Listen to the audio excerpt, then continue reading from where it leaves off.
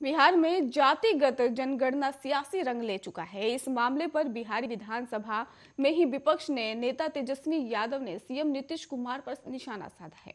उन्होंने नीतीश पर आरोप लगाते हुए जो जनगणना जातिगत आधार पर नहीं कराएंगे क्योंकि वे एसएस के ही गोद में बैठे हैं, पूरी तरह से ही संघ का चोला पहने हुए हैं। तेजस्वी ने कहा कि इनको राज्य हित को लेकर कोई लेना देना नहीं है। शुक्रवार शाम तेजस्वी यादव कहा कि जब दो दो बार ही बिहार विधानसभा से जातिगत जनगणना कराने का प्रस्ताव पारित हो चुका, तो फिर अब सर्वदलीय बैठक बुलाने का क्या औचित्य है।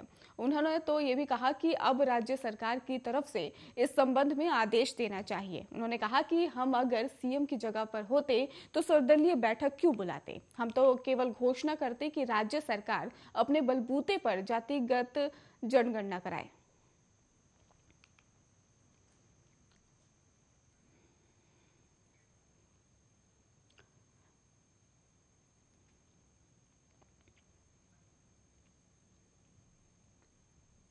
बिहार के पूर्णिया जिले के ही हाट थाना क्षेत्र में चोरी की घटनाएं थमने का नाम नहीं ले रही हैं। आए दिन शातिर चोर बेखौफ होकर दुकानों में ही लगातार सेंधमारी कर रहे हैं, तो बाइकों और स्कूटियों से ही निशाना बनाकर चोरी की घटना को अंजाम दे रहे हैं। चोरी की वारदातों को रोकने के लिए ही पुलिस लगातार चोरों पर नकेल कस रही है, और इसके बावजूद बीते दिनों गन हाउस दुकान में भी कड़ी घटना को अंजाम दिया गया है। आपको बता दें कि ताजा मामला पाल मार्केट बस स्टैंड के पास का बताया जा रहा है।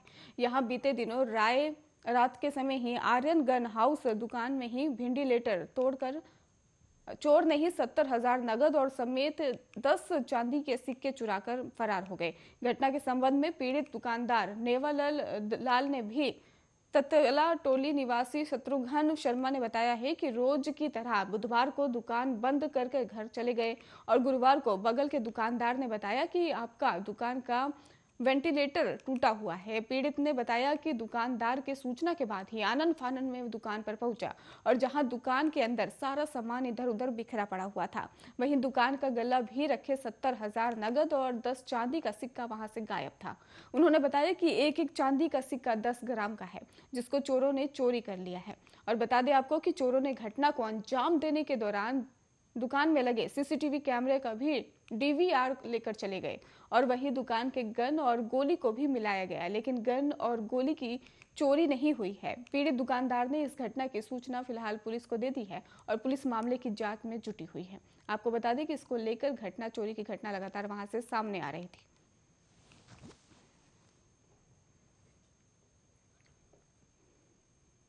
पिछले 24 घंटों के दौरान ही राज्य में मौसम शुष्क रहा। मौसम विज्ञान के मुताबिक कहा जा रहा है कि सोमवार को दक्षिण मध्यम पश्चिम बिहार में ही कुछ एक जगहों पर बारिश होने की संभावना है।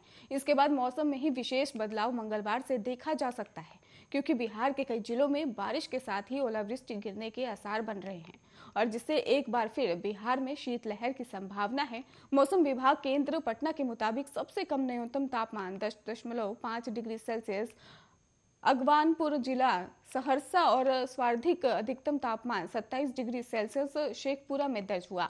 प्रदेश का औसत न्यूनतम तापमान 12 से 14 डिग्री सेल्सियस और अधिकतम तापमान 23 से 25 डिग्री सेल्सियस के आसपास रहा। प्रदेश के एक दो स्थानों से ही हल्के से मध्यम स्तर का कोहरा छाया रहा, और मौसम विज्ञान केंद्र पटना वैज्ञानिकों ने जानकारी दी कि रविवार के दिन के प्राप्त अल्पसंख्यक मॉडल और उपग्रहीय तस्वीर से ज्ञात होता है कि सतह के 1.5 किलोमीटर ऊपर तक पछुआ और दक्षिण पछुआ हवा का प्रभाव बना रहा, और सुबह के समय प्रदेश के कुछ स्थानों पर मध्यम से घने स्तर का कोहरा रहा, और कुहासा कुछ स्थानों पर ही अगले 2 दिनों तक छाए रहने की कोहरे की संभावना भी जताई गई है। आपको बता दें कि दिन और रात के तापमान में अगले 24 घंटे के दौरान ही कोई खास बदलाव की संभावना नहीं है, और जिसके चलते अगले 2 दिनों तक राज्य के कुछ भागों में कोल्ड डे जैसी स्थिति होने की संभावना जताई गई है।